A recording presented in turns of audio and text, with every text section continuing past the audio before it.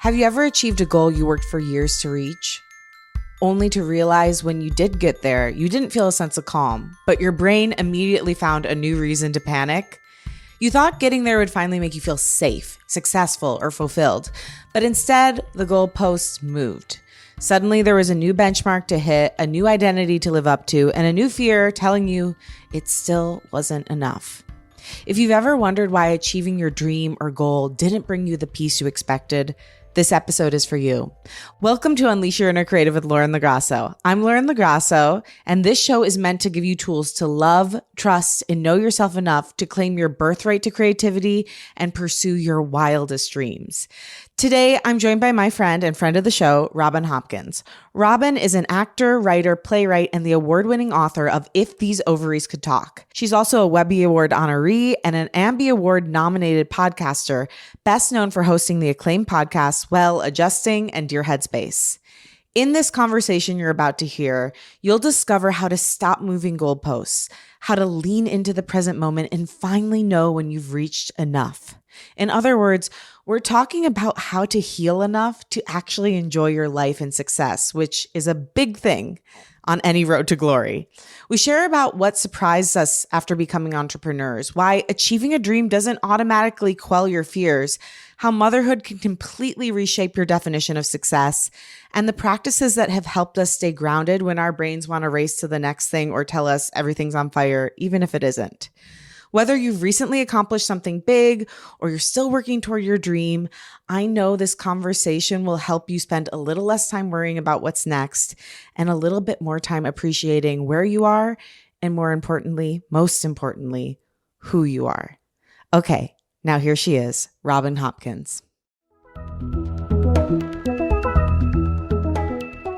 Robin, I love you so much. I'm so glad you're back. We just did an amazing episode of your podcast, and I'm honored to have you back on Unleash Your Inner Creative.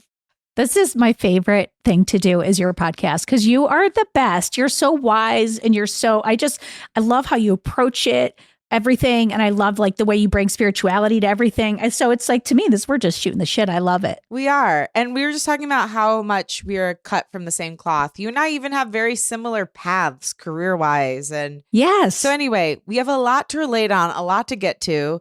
But the last time you were on my podcast, we talked a lot about your leap from corporate into self-employment. And yeah. Retroactive spoiler alert. The reason I was doing that was because it was on my mind and I wanted to do it fully like you and be brave like you. And in the past couple of months, I finally have done that. And so, woo, yes, woo. It's been going great. I'm grateful for it. But yesterday I was telling you I had a little mental breakdown and basically I was just feeling overwhelmed. Things have been going well. I've got great clients. I've had some good gigs. But really realizing, oh my gosh, I have to maintain this and grow this. And how am I going to do it? And I feel like I don't have a plan. I was feeling like a failure. So I had one of those moments where I just cried for 30 minutes and then came out of it. And now I'm starting to strategize and ask what I can actually control and what I should do next. But it gave me the idea for today's topic, which is how to stay stable through the ups and downs of creative life and business. Ooh. And I guess I wonder, just what are your general thoughts on that? And then we'll go to next steps. Well, what's funny is when you were on my podcast, we talked about you being an optimist and me being a pessimist. So I was thinking, God, do I have anything am I stable? Can I be helpful in this? So that's hilarious that I already went there. But, God, that's such a big question. Like this could be a 6-part series on this because it is so hard because, I think you have to start off by just understanding the business that we're in, that it is ever evolving, ever changing. All everyone's saying now is AI and how TV streamers are the new movies and no one's making movies and actors, the middle class is disappearing. So it's an unstable industry where thousands of people want to do it and only a few get to do it. So I think the first understanding is trying to get to a place of getting that it's not in your control. which I probably am going to say a lot of conflicting things about, because then I'm thinking about all I did was try to build systems to control it, which, Well, which but is that's interesting. kind of life, right? It's holding the antithesis, and that like that is just part of life. It's like somewhere in the middle is always correct, usually. Yeah. And both things yeah. are true. It is a really challenging industry, and like being in business for yourself is challenging, and there are things you can do about it. Well, and like you're about to be a mom, that talk about the thing that you can't control. I still build systems to try to control it, because I want my kids to, go out and thrive in the world. So I think that might be just how I approach things. I think the one learning I've had, or I'm starting to come to, is that I think for many, many, many years, I thought if I spreadsheet the crap out of this, or if I do this, or if I keep doing this, or if I used to say to myself, if I'll get so good that they can't deny me. That's what I'll do. And I think the older I've gotten and the longer I've been in the business, the more I've realized that's actually not true. Like, some people, you'll have some success. Some people have great success. Some people might like just completely say this industry is stealing my soul and I'm going to go be an accountant. So it's not just accepting that I have no control. It's trying to become more in flow with it versus it being so hard, because it's like that idea of, we've talked a lot about the artist way. And there was like a point where I was approaching my work with, I've got to do this. I've got to do this. I've got to do this. And there was this frenzy around my work, whether it was at the corporate work or whether it was my personal work as I was doing it alone, or whether it was my creative work. Gotta. And when I started telling myself a mantra of it will always all get done, I found that the way that I approached the work was calmer. And sure enough, I actually got more work done getting off my own back. That's so interesting. I've kind of had an opposite mantra lately that Really? has also Do been tell. helping me, because I always think I can get everything done. And the truth is I can't. Like, I put my idea of what I can do in a day is absolutely insane. Like, no human could do this much in a day. Maybe in a week. Actually, when I make a daily to-do list and I do it in a week, I still feel good because I'm like, wow, I got everything I wanted to get done. But what I've been starting to do is saying, I'm never going to be done with everything I want to do. And that's okay, as long as I keep chipping away at it. So are you familiar with the book? It's by Oliver Burkeman. It's called 4,000 Weeks, Time Management for Mortals. No.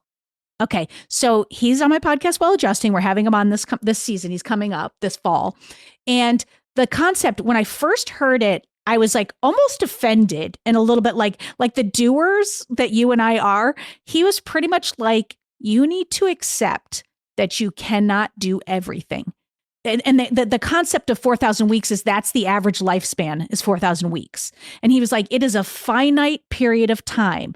And if you are running around trying to do everything, you might not get to the things you want to do. And that blew me away. So at first I was like, no, you don't tell me Oliver. I can't do everything. I'll Mr. Berkman, I will do everything. And then I sat with it and I sat with it and I sat with it. And I'm getting ready to read it again because I think I'm in the middle of like a life transition. And I've been starting to think that in doing all the things, like, because I build a day list too. I build a day list. I have a short-term list, a midterm list, and a future goals list. And I'm always like updating and adding. And how many days did I start on the things that were bullshit just because I could check them off faster or I could get those done? It's like my co-op work. Like, I spent a lot of time redoing the house rules for our co-op building. Now, did I want to do the co-op rules? No. Did they need to be done? Yes. It was good that we did them. But what did I not do because I started working on the house rules? And so there's this concept, this idea around like really prioritizing and targeting the things you want to do. And I've been just playing with that a lot lately. I don't have like resolution around it because I still fight. My default setting is more. Right. I could do it all. Me too. What's the end result of that conversation? Always I'm feeling older bad. than you are. I always feel bad about myself because I'm never doing everything. And that's part of why I had the mental breakdown yesterday, is because I was feeling like, wow, I'm not accomplishing anything, which actually was just, it's not true. It's just not Never true. true. Never true. I'm doing a lot. Like I'm growing the baby, number one. Let me have a That's little credit for that. Pretty big thing. Pretty big thing. I'm growing the baby. I'm, like trying to there's a coil in my air conditioner that needs to be replaced. I'm interfacing with Omar on that. Omar's my HVAC guy. Shout out to Omar. Shout out to Omar. Love him. There's like a million. I was meeting with my business coach. I had a client meeting. Like there were a lot of things that did happen. But I convinced myself I'm doing nothing. I'm not moving forward. And I think that piece that you're saying right now, Robin, is so important.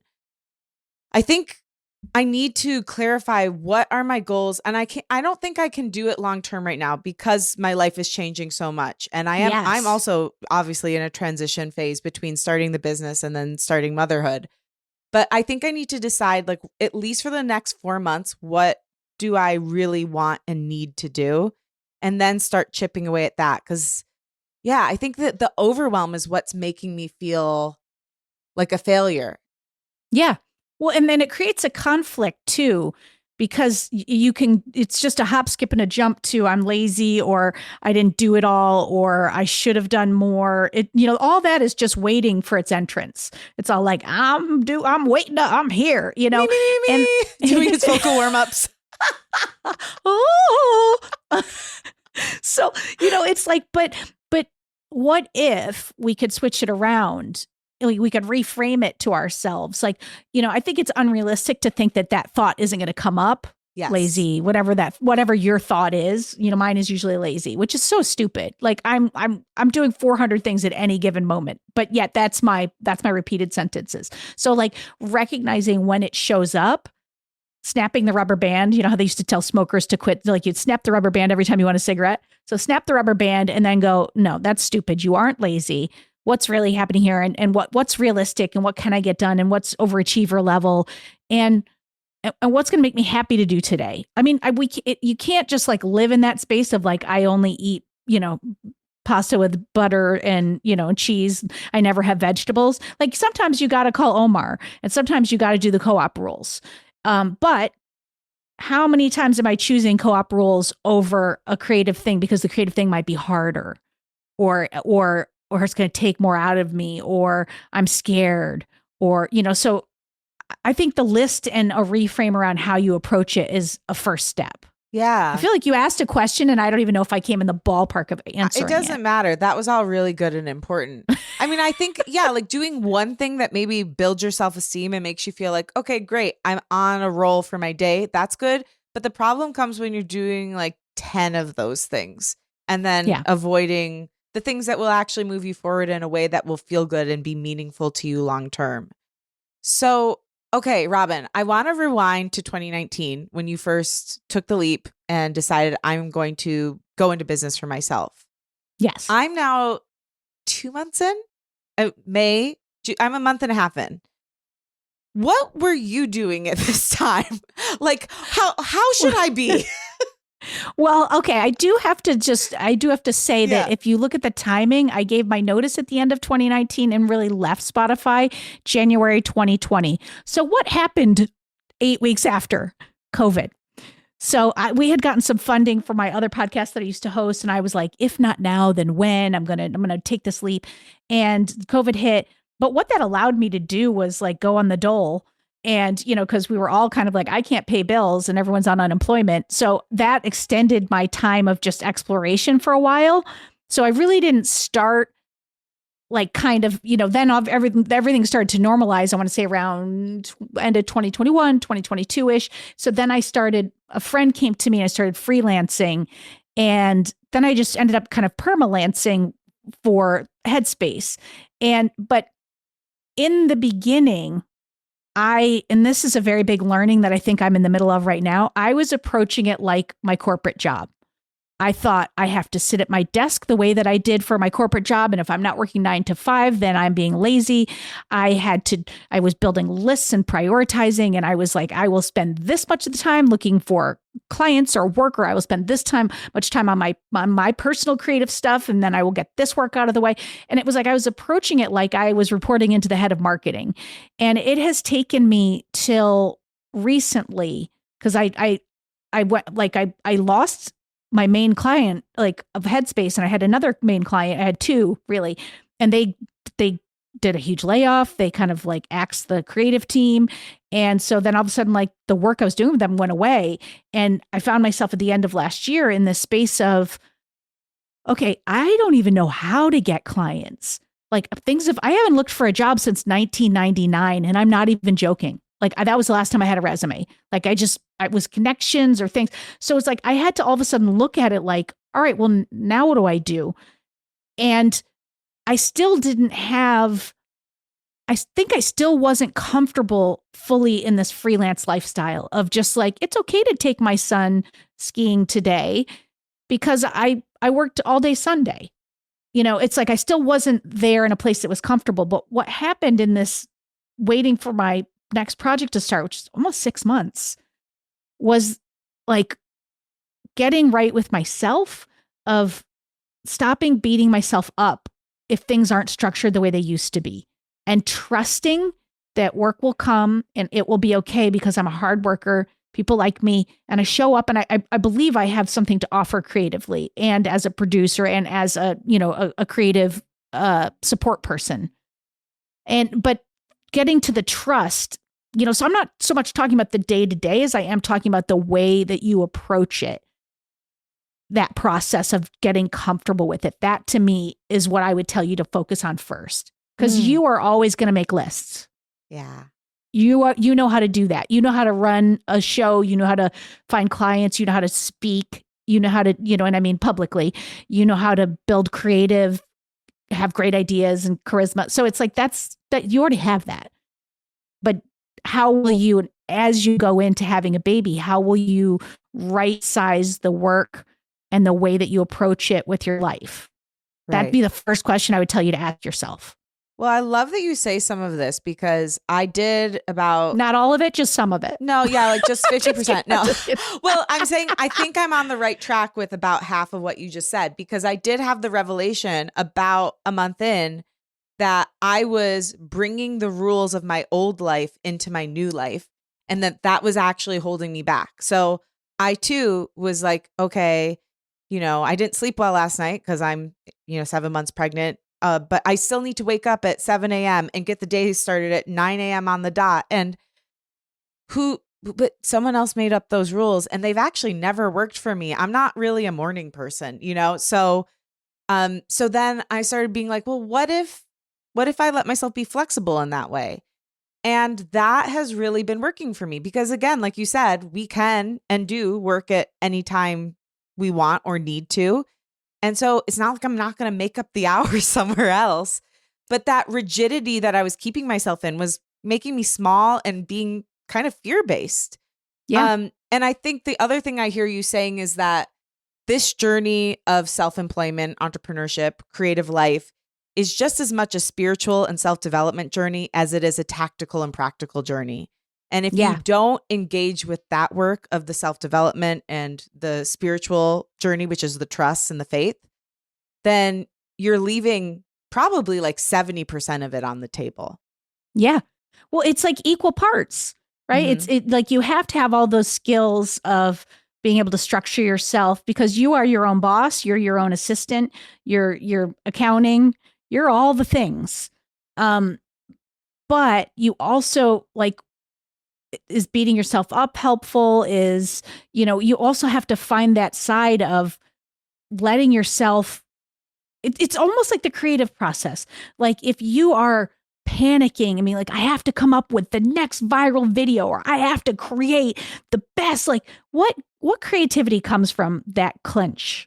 Almost like not good creative. I mean, stuff comes out, but is it your best work? Will it be fun? Will it be a good creative process? Probably not. But when you just sit and you're curious and you're open and you're like, well, let's see what comes next. Like I've been allowing myself, I used to be like, I'm going to take the walk. I'm going to leave the house at 7:30 and then I'll start at 9. Well, I've been allowing myself to look at my list and going, I don't really have anything that needs to be done today. And then just calling a friend on my walk and sitting on the park bench and watching the dogs run, and then starting doing a few things at 10:30, things that I want to do.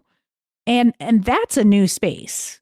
That's a very new space. Well, I mean, on that, something I've been toying with is, what is preparation? Is it always learning everything I can and being wildly, prepared for any sort of event that could come up? Or could it be doing the morning pages, doing my 3 pages of journaling in the morning? Could it be meditating? Could it be playing my guitar for 20 minutes? If I'm doing creative work, who's to say that isn't just as much preparation as all of the practical stuff I do, if not more? And I have found that is the case, especially when it comes to like creative coaching clients. If I prepare by journaling about like, what is it that they need to know, I have a much more magical and impactful session than when I like pour over all my notes on them and where we need to go next. Because I'm actually trusting myself instead of just living in my head. Yeah. And you, yes, anding you, like you, I've turned that into a verb.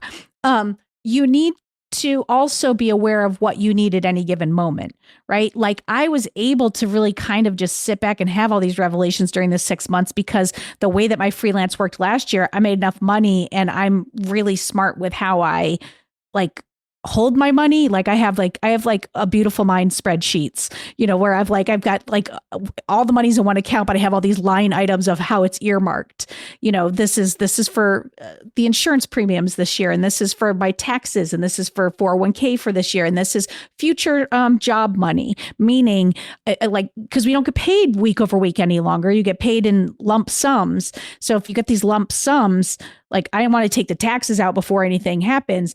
And then I want to know that sustains me when I don't have work.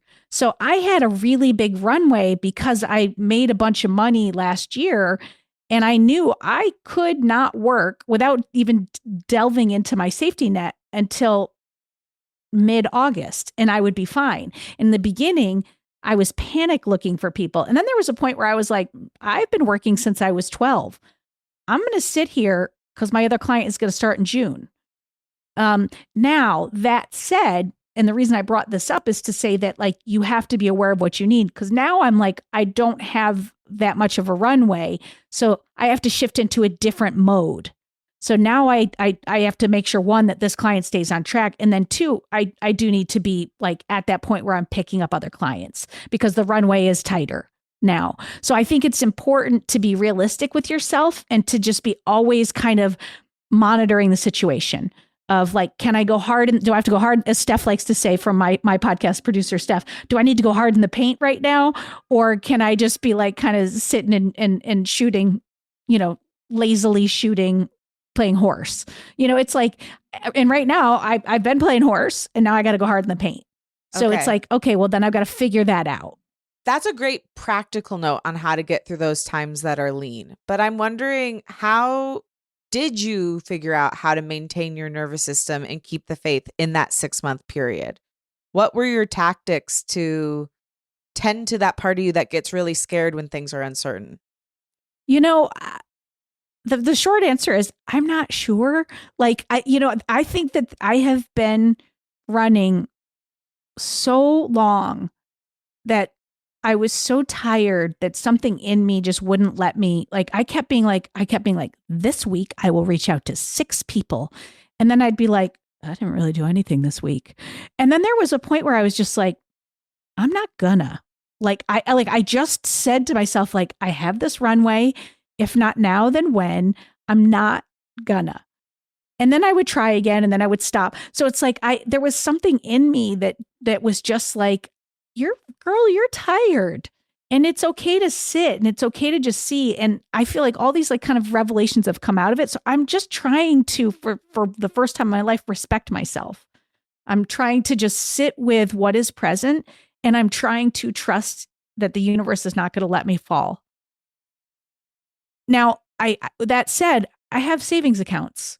So I can do this. Like, I'm not doing this, like being like, I'm going, like that there's no safety net. So I would never tell anyone to do that. But so that's part of the knowing where you are, that they're in taking this leap of faith, which is a different leap of faith than we talked last time, but in taking this one where I am sitting and not really trying really that hard to pick up work, like learning to trust myself. And I'm only learning by doing. And it's probably too soon to know how it's going to turn out. But what I do know is that I'll go work at Lowe's if I have to. I mean, they'll take this lesbian. Like, come on. Like, I know all the tools. They would be lucky. Come on. I'd be like, hey guys, we got to really start cleaning up this area. Like, everyone would be like, we don't like her. Oh no, she's got spreadsheets. They would love you.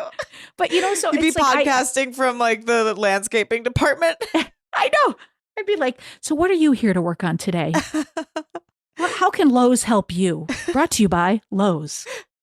But so I'm practicing trusting myself. Yeah. And I don't know what got me to this point other than I think I'm really tired. And I think I just was sick of feeling sick and tired all the time, sick of feeling like, like last night I had a stress dream about paying my taxes, like quarterly taxes. And I was like, in my head, I was doing math, but that's the first time that's happened in a very long time. And so I do know that that's my body telling me that, okay, you have pushed things and now you're at this new space and now like you've got this work that you've started, but you probably got to kick things up a notch. So I'm trying to listen to myself, but it was listening to myself say, you don't want to right now. And is that okay? And I was like having conversations with myself. Is that okay? I don't know. Am I exhausted? Am I avoiding? I just kind of kept sitting with all those questions and I kept coming back to, I don't think I'm avoiding. I don't think that I think I'm overwhelmed. And I think I have been for so long that, in full disclosure, I have a 15-year-old and a 17-year-old. Like I've been in it. In addition to having 700 jobs, I've been in it, like trying to keep 2 kids alive and, and not do dumb shit, and not knowing what the right answers are. I like knowing. And so I don't know. I think I'm repeating myself, but I'm just trying to listen to myself. Yeah. I mean, that it's so beautiful, Robin, and it's so inspiring to me to see you take this leap. This is a leap to trust yourself. I'm scared to death. I would be lying to you if I said differently. I'm scared to death. Yeah, because I mean, you're actually trying something new. That's scary. But I guess you got there, it sounds like, from finally listening to yourself. Do you think you could have gotten there had your body and spirit not told you like this needs to happen? Like, is there a way to intentionally or preventatively get there? Or if not, what's your advice to someone on how to start listening? Like, what needs to go away in order to listen? I would say, and I'm going to ask you this question too, like, do you know the things you do when you're not listening to yourself? They're different for every person. I know what they are. Like for me, it might be I start eating really unhealthily. I start like if I'm self-abusing myself, I start eating unhealthily. Maybe I start like, staying up too late. Eating is a very big thing for me. I have a food issue. But there are certain things that I catch myself doing. Maybe I'm snapping at my family. And I believe each one of us has indicators that when we know we're not on track. So I'm curious what yours are. And because if you say I don't know or I don't have them, then maybe my theory is wrong. But that's my theory. I don't think it's wrong. I think I do 2 things. Number 1 is like no silence at all throughout the day. Like just please don't let me be alone with my thoughts. Please. So like I'll even listen to podcasts while I'm in the shower. I've always got something playing in the background. That and then overworking. So just like packing my schedule. And it's all an attempt to not hear my own thoughts and not hear my own voice. Yeah. So whatever your thing is, if you're listening, I would ask you to ask yourself that question. What are the things I do when I'm I mean, it's a really weird way to say it, but like when I'm hurting myself, I don't think we recognize we're hurting ourselves, but we are when we're doing those things that we know are not good for ourselves. Like, because it could be procrastination. It could be like watching that sixth, episode of a show when you know you have work to do that's due tomorrow. Like, what are the things you do that get in the way? And then what are the things you know you can do to help get yourself out? For me with food, it's like, I'm in a much better place with my food, but it might have been like calling into a 12-step meeting, talking to a person who struggles the way I struggle, or telling on myself to my wife, like, I have been going out to get milk and eating 4 Snickers bars on the way home, not telling anybody, or I'm like telling on myself so that I have an accountability person. Like I sometimes cleaning my space or organizing myself of being like, okay, like right now I'm looking at, I have a pile of paper of mail that's come in, some of it bills, some of it things I'm supposed to do. And I have not been doing it. But what I know is that some of these I have to actually do pretty soon. So the first thing I'll do is lay them out and organize them and prioritize them. So taking that one first small step. So you have to first recognize you're in the space. And it can be more difficult for some people. Like if you're a searcher, like, we're searchers. We're those type of people that are always like, what could I do differently?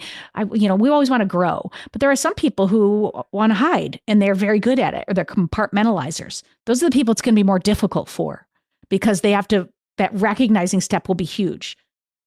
For the searchers, the second step is going to be hard. How do you come out of the dialogue in your head? Because I could argue with myself for days, so slow down, organize a thing, put it in, order and get out all the tricks that work for you. A Pomodoro timer, a list. Like if I'm in trouble and I need to get organized, I'll list in a way that's like, these are 10 things I know I can accomplish today. And then I'll set up the week and I'll put it in order and so I'm building on successes. There are so many parallels for me with growth to food. Like if I can get out of sugar for 2 weeks, then I usually am in a really great place. So if I can get something in order and start working for a day, maybe 2 days, I have that energy to keep going, to start back up and to get back on the horse. Because it really is just that you fell off the horse. And it's okay, what do I got to do to, we all know ourselves very well. What's the thing that helps you? What's that first small step you can take? Hi, creative. If listening to this conversation is stirring something up in you and you're realizing you want support bringing your own creative vision to life, I would love to help. In my creative coaching practice, I work with artists, entrepreneurs, leaders, multi-passionate humans, and people in the middle of major life transitions who know that there's something inside of them that they want to express, but they need help to get unstuck, get clear, and actually start moving. Whether you're trying to start a project, make a career pivot, reconnect with your creativity, or trust yourself more deeply, this is the work we can do together. My approach blends creative strategy, mindset, and deep inner work. So we make the project, but you're not just making things. You're also becoming more fully yourself in the process. If that calls to you, I would love to connect. You can book a free 15-minute discovery call at laurenlagrasso.com or by emailing me, lauren.lagrasso@gmail.com. Okay, back to the show. I wonder too, something weird that I struggle with is a lot of like guilt and shame over when I don't feel I'm working enough. And it's really funny.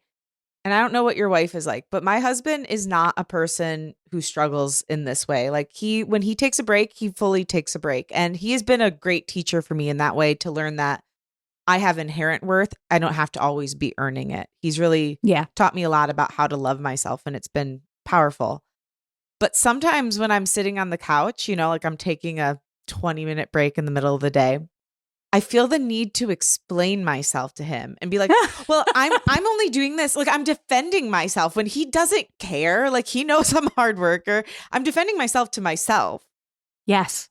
I'll be telling my wife as I because sometimes I turn TV on while I'm having lunch. I go into a different room because I work from home, and I'll be like, I'm on my lunch break. And she doesn't give a shit. She does not care. She does not I'm just care. having a little snack. I mean, I'm just watching this while I'm on lunch break. I'll probably be back. I'm really busy today. She does not care at all. Yeah. It's only me. So what are your reflections on that and why we do it? And do you still do that? That's what's starting to change as I'm doing it less. Like there was a point in the middle of this where I went and I told her, because I feel like she's a mirror, but also she'll be like, what are you doing? Like, stop it. So I went in and I was just like, you know what? It's now for sure that this other job is going to start. It's definite now, because it was touch and go for a minute there. And there was a real panic well during that when I thought that one client might go away. And I was like, well, now that I know, I was like, I'm going to enjoy this time. Like, I intentionally said, I'm going to enjoy this time.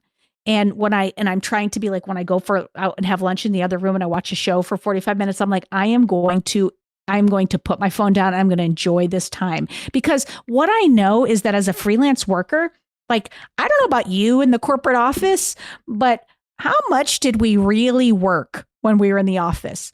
Like, I would come in and then you got to catch up with people. And then you got to kind of talk about like last night or maybe something you watched or something you did. And then you get kicking around 9:45. And then around 11, well, you got to go to the bathroom, get a snack. And so you get a snack, you talk with someone for 20 minutes. And then, an hour and a half later, you got a lunch break. And then maybe you're going to go out and do something. And then there's an afternoon break, or someone's going to come over after a meeting and you're going to gossip in the hallways. Like, if I worked 4 hours in my corporate job in a day, like literally sat there like hardworking, I would say that was a lot, because you're in those wasteful meetings. At home, you can work from the moment you sit down at your desk till the moment you're late, and you're beating yourself up. Like, I am the same person who I did not beat myself up at all when people stop by my desk and we spent 20 minutes talking about why they should leave their boyfriend. I did never beat myself up. I was like, this is fun, because everyone was doing it. But when you come home and you work from home, or you work for yourself, or you work alone, you are the only voice. Like I said, you're accounting and your HR and your marketing. And so HR Robin is very mean to regular Robin. HR Robin is like, if you aren't working this whole time, you're lazy. And that's bullshit. Like, Yeah. I have 20 years in corporate where I worked half a day and did really fucking well.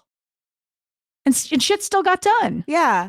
Well, because here's the deal. Actually, humans aren't meant to work 8 to 9 hours or more a day. Like, we do have a capacity as far as how much generative and creative thought we can have. And it's about 4 to 5 hours. I mean, that's just the truth. And also, that other stuff that you were doing is part of work. It's what makes you and able to come in and be a good employee.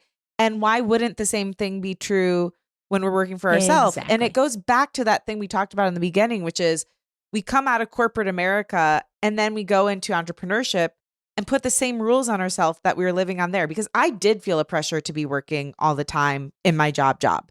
And I don't want to use the same rules or same tactics that made me feel small and crunchy. Yeah. The point of this is to have it differently, is to be able to break the middle of the day and go do laundry. That's the whole point of like why you get to work for yourself, so you can decide what needs to be done. And there's a permission that you have to give yourself. You have to recognize that you aren't giving yourself permission, and then give yourself permission to say, I'm fucking around today. I'm not going to do much, but tomorrow I got to really power through, because I know I've got a big meeting on Wednesday. And I know I can do that. And, it's becoming confident and comfortable that you know yourself, you know how you work, and you know how long a task takes. Now, if you don't have those 3 things, then you should not be doing this. Yeah. Or get you have to know yourself. Yeah. Either learn them or or put in place some accountability partners until you have them. I love this idea. I think it's so, so important because it helps the whole situation flow more. Yeah. It's different. It's not the same thing. It's apples and oranges, and trying to act like it is the same. It's not. Yeah. Oh, and I remember what I wanted to say about what you said. This idea, this is something I'm going to definitely incorporate into my work that you just said, of knowing when the hard day or like the passionate work day will be coming, and being like, okay, I can take a break today because I have, Thursday where I'm going to be working all day long. Like, I think that's what I need in order, in this moment at least, to let myself off the hook for feeling like I have to work all day long every day. Especially as you have kids. Like yesterday, for example, I walked my daughter to her new job. So proud of her. Shout out, Maxine. Yay. And then I was going to get her a protractor because not shout out Maxine the night before her state test. She told me she needed one. And so I was walking around and then, I was trying to avoid Target because of, their turds with all the DEI stuff. So, but I ended up having to spend $2.60 there, but we're going to survive. But after that, I had been walking around I walked like 4 miles and I was like coming up from the subway platform and my son called me and he goes, I was thinking maybe you could take me to, because there's this indoor ski place in New Jersey. And he was like, I was thinking you could take me to Big Snow. What do you think? And I was like, and my first response was HR Robin was like, no, we can't do, like you were off on Friday. You were off the Monday before that. You have really not been doing much. And this job did just start. And you do have that meeting on Thursday. And then I heard all that. And then but he's on the phone with me while all of this. And I'm going, just give me a second. So I take my phone and I start looking at my calendar and I'm like, okay, well, I've got a recording tomorrow. So that's a no in the middle of the day. Wednesday, he has golf. Thursday, I have another meeting in the middle of the day. And Friday, I have another recording in the middle of the day. I was like, this would be the only day I could do it. And I was like, I could take my laptop and sit outside the window because it's an indoor ski thing in the mall. And I was like, oh, okay, bud. I was like, okay. I was like, I'll take an e-bike home and then we'll get the car. And he goes, for real? For serious? And I was like, yeah. And in that moment, I thought, my kid's 15 and he asked me to do something with him. And that time in the car, he's going to talk to me and we're going to spend some time together. And the teens are rocky time. So whenever there's a good moment, I was like, I am going to prioritize that. Brought my laptop, I plugged it into the floor and I sat there and I got about 5 things done on my project. And then I looked up and he was standing in front of me and I was like, oh, hey, I was like, okay, cool. I was like, let's head out. And we had 2 hours in the car together. It's like, and I just was like, I can do that. But I had to go through HR Robin first. Yeah. And knowing that maybe HR Robin will continue to be there, but you don't have to listen to her. And she should be. We don't want to let her go because sometimes she's going to be like, no, girl, that meeting is tomorrow. And I'm going to go, you're right. No, okay. No, yes. No more episodes of TV. I'm going back into the desk. Right. We don't want to fire her. We just don't want her to have the only voice. Totally. It reminds me of this thing. The last podcast I produced at Odyssey was Emma Greed's show. Her show's called Aspire. It's all about business. And she has a lot of different business professionals on. And she had this one guy on and she asked, what is success to you now? And he said, the ability to go with my son to the pool at 1 p.m. on a Tuesday. Yes. And I feel like in this next phase of my life, that's going to be a big success headline for me, is the ability to be a present mother for my child. Yeah. Yeah. Because that is part of what you want out of your life too. I mean, but you just always have to be, the one thing you have to do is juggle. You have to be thinking about, what do I need? What does the family need?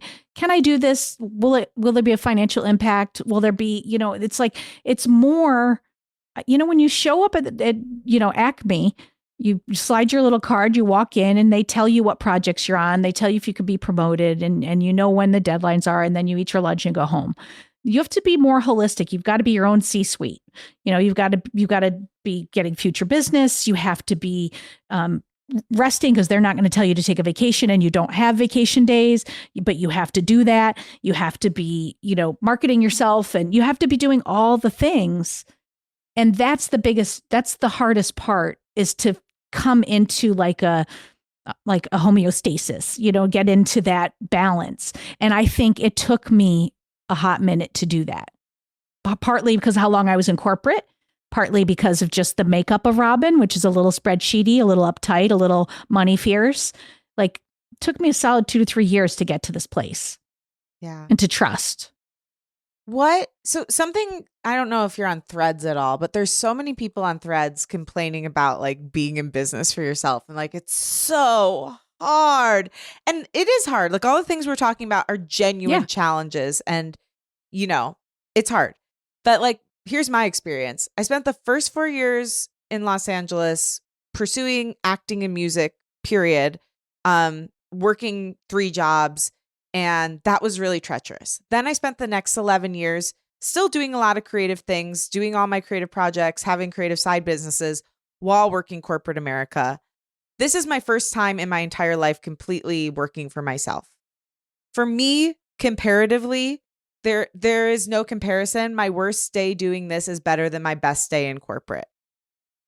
I'm curious what your thoughts are on that and why you think there's this rhetoric of like the difficulty and how hard without perspective.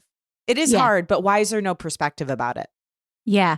I mean, it reminds me of something that someone said when I had my first kid. She was like, I was talking about it and she said, Robin, it's a new normal. She was just like, yes, some things have changed. And, and there's things I thought maybe I would go back to when my kids got old enough. And then lo and behold, I changed. And so and I was like, I no longer want to be impromptu brunch lady who has 14 mimosas because then I'll have to go to bed at 2. And it's like, and then the whole next 2 days are wrecked. I'm too old for that shit. It's like, I thought maybe I'd go back to that. And no, that's a new normal for me. And I think it's a new normal shifting work. To a certain extent, I think those people who complain are going to complain about everything. They would, if they were in the corporate world, they'd be complaining about the man and about how there's not pay equity and transparency. And they'd be complaining about the politicalness of it's like wherever you go, there you are. In my early 30s, I went on this sabbatical.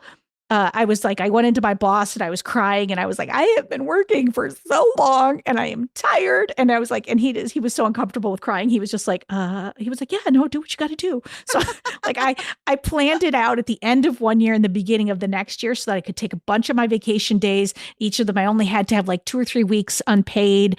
And I got someone from some other country, rented my apartment for 2 months. And I went to Costa Rica and I was going to learn to surf and I was going to do all this stuff. And Robin went to Costa Rica. Same Robin who felt like she couldn't find love here was there. Who was worried about who wasn't able to sit down and write a book. Well, she also went to Costa Rica. It's like wherever you are, there you are. And I learned that I can't run. And so I assume that a lot of those people just haven't got that lesson yet. Like if they would be complaining wherever they are, like you and I are going to want to be like, well, how do we make this work? Because I can see all the benefits to it. I can also see the bad things. Like when my wife retires, a little bit unsure where our benefits are coming from. Okay, well, we're going to sort that out. I need some new clients. Okay, that's a little scary. I'm not in control of when I get paid and I have to learn how to budget and hold my money. That's a little scary. But took my son to Big Snow. There are all these other things and no one is standing over my shoulder dictating my day or telling me how I do. I choose what projects I do. I choose how I do it. I choose who I work with, how I work. That is, for a controls gal like myself, I love it. Yeah. I think you're absolutely right. And also there's nothing in life that is difficulty free. No. I heard one of the guys came on the Goop podcast. His name was Barry Michaels. He wrote this book called The Tools. And he said, life is ceaseless effort. And I think that that's true. And there can be ease. I like to hold both truths. There can be ease and there can be flow. And there's times of high effort. And nothing you're going to do in life doesn't have some level of difficulty. The question is, which difficulty feels more tolerable and possibly even exciting to you? The difficulty of this life, for the most part, when I'm not, throwing myself on the floor crying, which, has only happened once so far. I think that's pretty good in a month and a half. That's great. 7.5 months. Yeah. Pretty great. The difficulty of this typically feels invigorating. I like figuring it out. It's like a puzzle. It's new. It's new. It's exciting. And who knows? I'll keep staying true to myself and seeing how it feels as I go. But if you're listening and you feel drawn toward creative life, entrepreneurship, starting your own business, doing a side hustle, I don't want you to let those people scare you off because yes, there's difficulty in it. And you're hearing some of them right now between Robin and I, but also there's difficulty everywhere. And if you're really sick of the difficulty you've been dealing with, maybe this one would be refreshing to you. It's a new difficulty. Yeah. My old boss used to say, I'm going to change the coworker's name. Let's call her Leslie Jones. That was not her name, but he would say, wherever you go, there'll be a Leslie Jones. That like micromanager stands over your shoulder. Like, it's like we're archetypes. And so whoever you are in the corporate is who you're going to be over here. So if you got to look at it both ways. If you're the type of person who really, really struggled to get anything done in a corporate setting, then you might want to really think about if entrepreneurship is for you, because that struggle is coming with you. But if you're a person who is organized and together and who looks and reads the room and is interested in challenges, go for it. And just like anything else, if you buy a house and you move into it and you're like, I don't love this, well, then you sell it and you get a new house. No one's saying you're giving up corporate life forever, but so try it. Make sure you've got some form of a safety net, whatever you need. Like, I never want anybody to jump without a mattress there, some kind of a mattress. Brought to you by Avocado Mattresses. Ooh, that would be great. They should get on sponsoring us. My wife and I are actually in a commercial of theirs. Are you it's really? Hilarious. Wait, yeah. Did you get to try the bed? We need a new bed. If you need a new bed, and this is not brought to you by Saatva. Saatva is the jam. Okay. Saatva. They are the jam. I'm on my second one over here. I love it. Oh my gosh. I'm recording from my bedroom. I've been in a queen bed like my whole life since I've gotten out of a crib. And so we really want to get a king. Like, that's our goal. Just got it. Is it 2 great? years ago. It's fucking game changer. And we did the adjustable bed. Mary calls it our nursing home bed, because it goes like up and down. We did like a split king. I always wanted one of those. It's the greatest thing ever. I don't remember what they're called, but there used to be a commercial that played all the time when I was little. And I was like, Mom, I need that bed. And it was always elderly people. I'm like, that looks amazing. It's a game changer. You get in zero gravity and watch some TV. Chef's kiss. Especially right now, because I can't lay flat. Like, it would be so great. Next pregnancy, God willing, if it happens. Yes. Yeah, I did want to ask you about this. So you have had 2 children. You birthed both of your kids, right? I did. Okay. I did. Yeah. Am I going to lose my mind on maternity leave? Like, what will become of me? Will I want to work? What will happen? I will say, because I'm influenced by you, I'm going to start with the positives, because I was going to go right to a negative. You will not. I remember leaving my job and thinking, like, how am I going to put this down? How am I going to? And my boss had kids, and he was like, you are going to go. And he was like, this is not going to be important. And he was not wrong. Like, you get that baby's in your hand, and you're just like, that's all stupid. Like for a minute, not forever, but you're just like this is important, what I'm doing. And especially the first, you never get that time back. So I always say to people, take the maternity as long as you can, because the second one, like, he was like a football while I had a 2-year-old running around. It was just like we got like 9 to 4. Well, she came home from daycare, and then it was back to 2. So I don't think that will be a problem. I will say that there was a point where, if you are outgoing like we are, if you have a lot of things going on and you have a lot of different things, it can start to feel like you've lost yourself a little. And like you just, like, especially when I was breastfeeding, it just felt like I was living to serve another person. Yes. Like I'm literally like just like here for this. I was just like, this is how she needs me. And that didn't feel good to me. I didn't feel like, I felt like, oh, I can't, I'm a very independent person. And I felt like I was tied to something, like a potato sack race. And that was getting used to. But what I found, and we talked about this when you were on my podcast, that's when I did the artist way for the first time. And that helped me kind of replenish, I'm both things now. I'm all things now.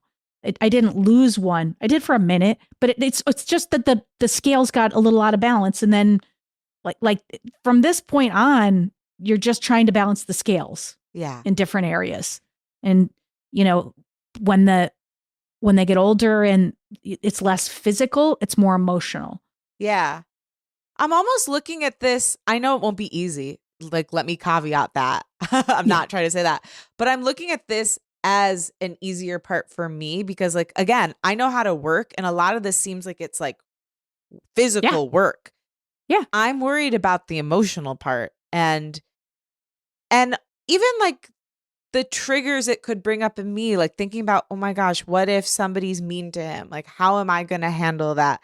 You know, I'm going to need to do some work on myself to be a good mom through that and not let it trigger me and like take me down a road, you know? Well, I'm going to say two things. I'm going to say one, you can reassure yourself, like you're not going to be going 100 miles an hour the first month, Yeah. the first 2 months, the first year. It's additive. Like the first month, you just got to put them to sleep, feed them, burp them, change a diaper. That's all you got to do. And it's not easy, but and then something else gets added. And they get sick for the first time, and then something else gets added. But you have gotten like a chapter gets added each time. You're not starting with the whole book. Yeah. So that like just need to remind yourself that you're going through it in the same time they are, and you just got to be a chapter ahead of that kid. That's what they say for teaching. Just be a chapter ahead. So you just got to do that. And the other part that I would say to you is, you said, you will be triggered. It's not if, it's not might, you will. And all those things will happen. And sometimes you'll rise up and sometimes you'll make a mistake and then you just clean it up. Yeah. You know, I was just talking to Mary about my daughter. I looked up in our bookcase and I saw this picture of my daughter, and she's about 4, maybe 5.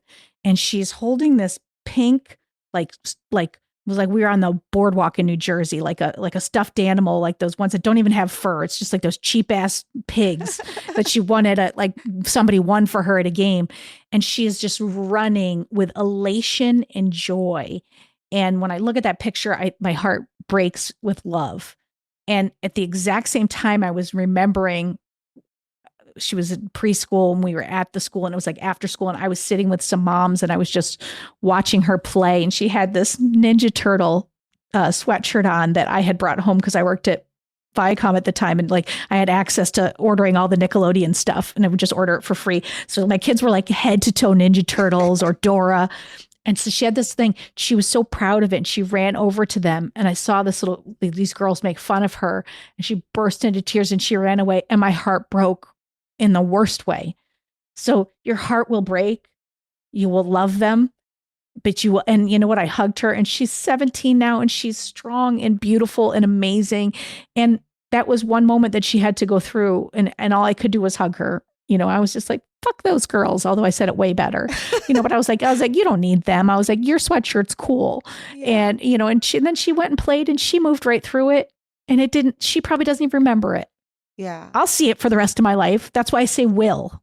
Yes. But no, it 100% will roll. happen. I think, that's such a beautiful reminder. And you being there for her in that moment was the important thing, and reminding her of her worth, you know? Yeah. But yeah.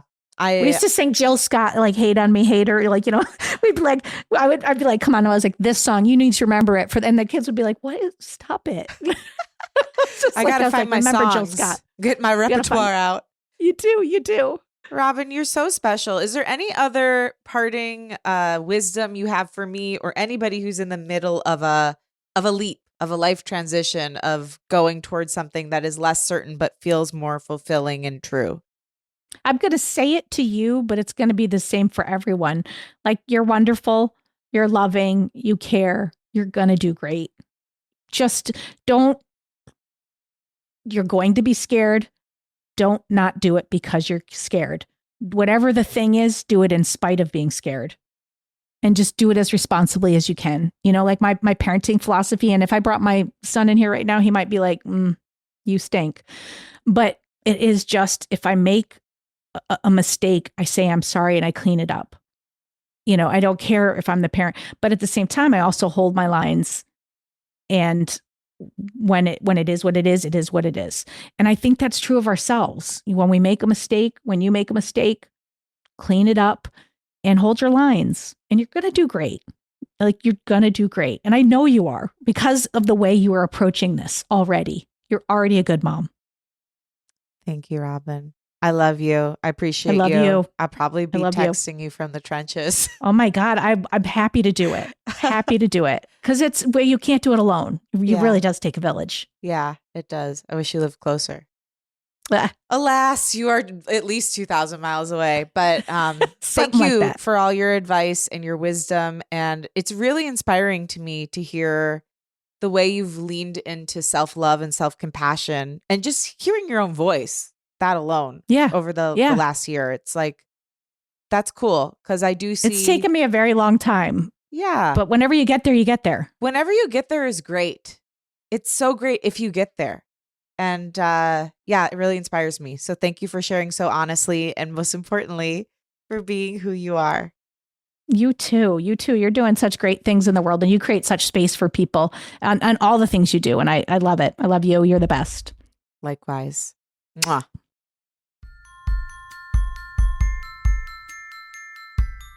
There you have it, my conversation with the amazing Robin Hopkins. I loved this chat. I hope it inspired you to take a moment this week to celebrate how far you've come and to realize the life you're living today might be the very life a past version of you dreamed of.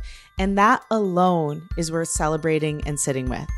Thank you again to Robin for coming on the pod. You can learn more about Robin by following her at Real Rob Hops and check out her podcast, Well Adjusting, wherever you get your podcasts.